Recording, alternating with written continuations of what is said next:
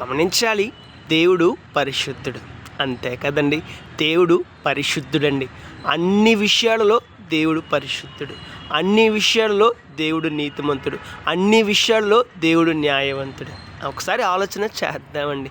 పాపమును దేవుడు ఎన్నటికీ ఇష్టపడరు, పాపమును దేవుడు ఎన్నటికీ అంగీకరించరు, పాపమును దేవుడు ఎన్నటికీ ప్రోత్సహించరు, పాపమును దేవుడు ఎన్నటికీ సహించరు. కారణం ఏంటి?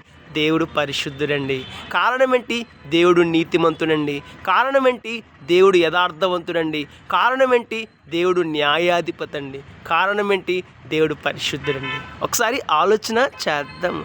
చాలామంది వ్యక్తులు అనుకుంటుంటారు, దేవుడు ఏమనర్లే, దేవుడు పట్టించుకోరలే, దేవుడు మనల్ని ప్రోత్సహిస్తారులే అనుకుంటుంటారు. గమనించాలి, దేవుడు ప్రోత్సహించడం లేదండి, కనికరిస్తూ ఉన్నారు. పాపము చేసేవారి విషయమై దేవుడు కనికరిస్తూ ఉన్నారు. దేవుడు మరొక అవకాశాన్ని ఇస్తూ ఉన్నారు.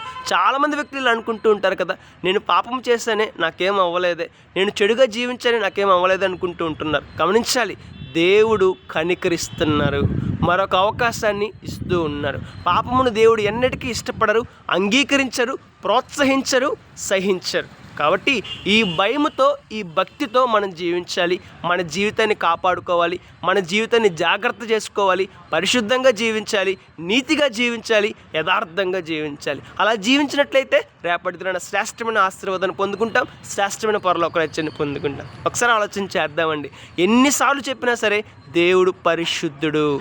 అన్ని విషయాలలో దేవుడు పరిశుద్ధుడు. ఒక విషయంలో పరిశుద్ధుడు, ఒక విషయంలో కాదు అని లేదండి. అన్ని విషయాలు దేవుడు పరిశుద్ధుడు. అన్ని విషయాలు దేవుడు పరిశుద్ధుడుగా ఉన్నట్లు మనం కూడా పరిశుద్ధంగా జీవించాలి, మనం కూడా నీతిగా జీవించాలి, మనం కూడా యథార్థంగా జీవించాలి. మరి మన జీవితం ఎలా ఉన్నది? ఒకసారి ఆలోచన చేసుకుందాం, జీవితాన్ని మార్చుకుందాం. దేవుని సహాయం చేత